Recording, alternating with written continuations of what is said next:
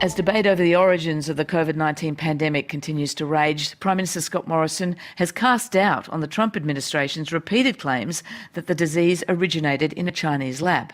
There's been no change to the Australian position on this, which was to say that we can't rule out any of these arrangements. That's what I said the other day. But the most likely has been in a wildlife wet market. That's Prime Minister Scott Morrison. Those comments contrast with those made by the US President Donald Trump and his Secretary of State Mike Pompeo, who insists they've seen enormous intelligence proving that the virus began in a lab in the Chinese city of Wuhan. Maureen Miller is an infectious disease epidemiologist at the Columbia Mailman School of Public Health. She's visited the Wuhan Institute of Virology. Maureen Miller, welcome to breakfast. Thank you. Donald Trump has specifically named the Wuhan Institute as the lab likely responsible for releasing the virus. Mike Pompeo says there's significant evidence, enormous evidence, in fact, he suggests, that it originated there. Of all the possible explanations of where this virus came from, how likely is this one in your view and in your expertise? I think it's extremely unlikely that this virus originated in the lab. While they were able to quickly identify the bat virus, which began this whole pandemic experience, they did not have the human virus until they received it at the beginning of January. So they received it after it was out in the community, you mean?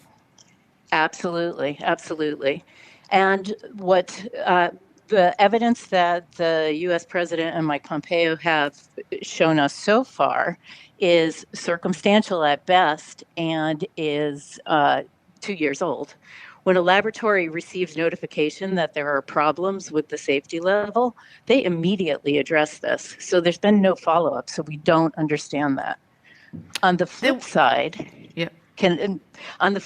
there's increasing scientific evidence that the virus did indeed begin in nature, and it was a zoonotic spillover from a bat to either an intermediary animal to humans or from a bat directly to humans. The French case yesterday, they discovered that someone had been infected with COVID-19 on December 27th, just north of Paris. So it takes 4 to 6 weeks for anybody to end up in a hospital on average. So that means that this novel coronavirus was already circulating in France at that time.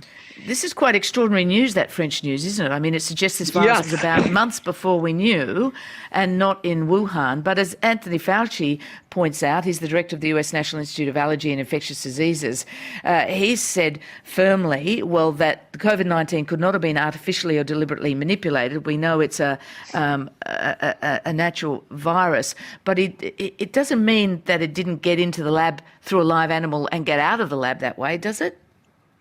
It doesn't mean that, but we have genetic evidence that suggests that that is not the case at all. Researchers from Cambridge took the first 160 virus samples from individual patients around the world and conducted an analysis to determine how close the human virus was to the bat virus and look at the distribution there. And the most surprising finding that he had was that the most closely related human virus to the bat virus occurred in Guangdong province, which is 2 provinces away from Hubei province, which is where Wuhan is located. So that makes so much sense that it would start in Guangdong, because that's where the bats who are infected with this virus are circulating. And it is also the place where the 2002 SARS outbreak occurred. Mm-hmm. So we can say, according to the science, we can say pretty definitively this was not created. This virus was not created in the Wuhan lab. In terms of whether it got out of the lab, you're saying there's evidence pointing to Guangdong, and there's also evidence back in September that some kind of virus, virtually this virus, was around in France. So how did it get to Wuhan? And does that take us back to the wet market, or, and I hate to keep saying this, but could it take us back to the lab? I don't believe it could take us back to the lab in any realistic scenario. Because if it started out in Wuhan and say it started in September, which is what the Cambridge scientists estimate, then it could have been smoldering for months before it came to the attention of medical personnel who were savvy enough to realize, hey, we've got something new here. And additionally, that those people had to be influential enough to inform the government to make some kind of changes. So that's probably 2, maybe 3 months of the virus circulating, and we all know how contagious it is. So it could have traveled over land, it could have traveled by airplane, just like it's traveling around the world. And yet right it now. only took off in Wuhan, though. That makes Wuhan some kind of epicenter, doesn't it? That makes Wuhan the scientific center of China and the place where it was most likely to be identified. In addition, but in terms of infections, it also took off there.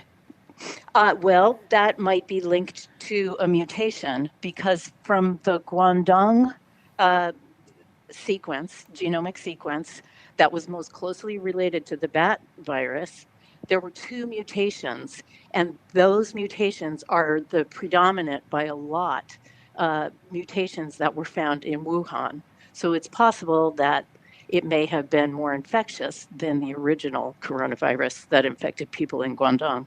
Okay, and Maureen, we've only got a minute left, sorry, to the news, but in terms of this Wuhan Institute of Virology, you've been there, you know the renowned virologist Xi Zhengli, who runs this research there. How do you describe the standards of that lab? Because there has been some criticism of them.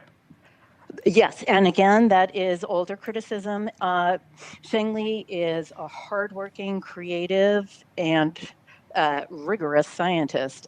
She runs a tight ship. As soon as she got that notification, she would have acted very quickly to remedy the situation. Okay, Maureen Miller, thank you very much for joining us. Thank you.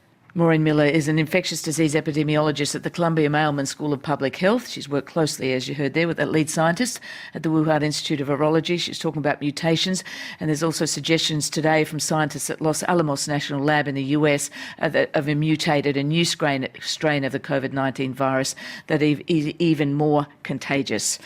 There's plenty of news coming out on this, plenty we don't know.